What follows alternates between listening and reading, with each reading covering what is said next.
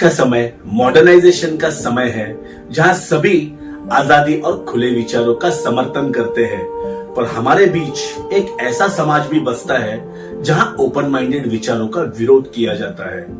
नमस्ते दोस्तों, मैं प्रवीण पुण्यात्मा से। जब कभी हमारे जीवन में कोई कठिनाई आती है तो इसका मतलब ये होता है कि भगवान हमारे द्वारा किसी नेक कार्य को करवाना चाहते हैं, पर हम में से ज्यादातर लोग इससे डर के गिव अप करते हैं।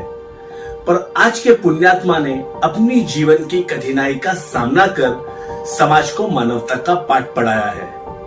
साल 1959 में झारखंड के बोलादिहा गांव में चटनी देवी का जन्म हुआ। उनका जीवन संघर्ष और कठिनाई से भरा हुआ था। उनके मस्तिष्क में 3 सितंबर 1995 की तारीख इस तरह दर्ज हुई कि आज भी जब वे इसके बारे में सोचती है तो उनकी रूह थर्रा थर्रा कांप उठती है। उनके पड़ोस की बच्ची जब बीमार हुई थी, गांव के पंचायत का मानना था कि चटनी देवी काला जादू कर उसका जान लेना चाहती है। बिना कुछ सोचे गांव के पंचायत ने उन्हें डायन करार दिया। उसी के अगले दिन एक साथ 40 से 50 लोगों ने उनके घर धावा बोल दिया। उन्हें घर से बाहर निकालकर बेरहमी से पीटा गया और उनके तन से सारे कपड़े छीन लिए गए। इस हादसे के बाद उनका ससुराल में रहना मुश्किल हो गया था और उनके पति ने भी साथ छोड़ दिया था।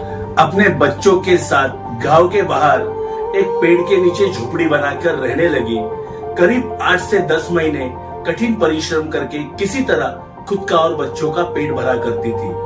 उनके जीवन में रोशनी की किरण साल 1996-97 में आई, जब उनकी मुलाकात फ्लैग कमेटी के सदस्यों से हुई। साल 2000 में एनजीओ के साथ जुड़ने के बाद उन्हें पता चला कि कैसे कानून के मदद से अंधविश्वास से लड़ा जा सकता है। आज चटनी देवी गांव-गांव जाकर वहां के लोगों को अंधविश्वास के प्रति जागरूक करती है।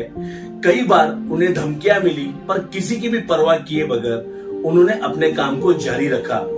जुर्म झेल रही 150 से भी ज्यादा महिलाओं का उन्होंने रेस्क्यू किया। रेस्क्यू किए हुए महिलाओं का एनजीओ के सहायता से रोजगार के साधनों से जोड़ा गया, जैसे किसी को सिलाई बुनाई, हस्तकला, शिल्पकला और दूसरे कामों की ट्रेनिंग दी गई। चटनी देवी के पुण्य कार्य के कारण 500 से भी अधिक महिलाओं के जीवन में आशा की उमंग फिर लौट आई है। पुण्यात्मा चटनी देवी के प्रयास ने हमारे इस समाज में कई वर्षों से चलते आ रहे अंधविश्वासीय डायन प्रथा को समाप्त किया है। अगली बार फिर आपसे मुलाकात होगी पुण्यात्मा के इस जर्नी में। Till then, raise energy towards supreme divine.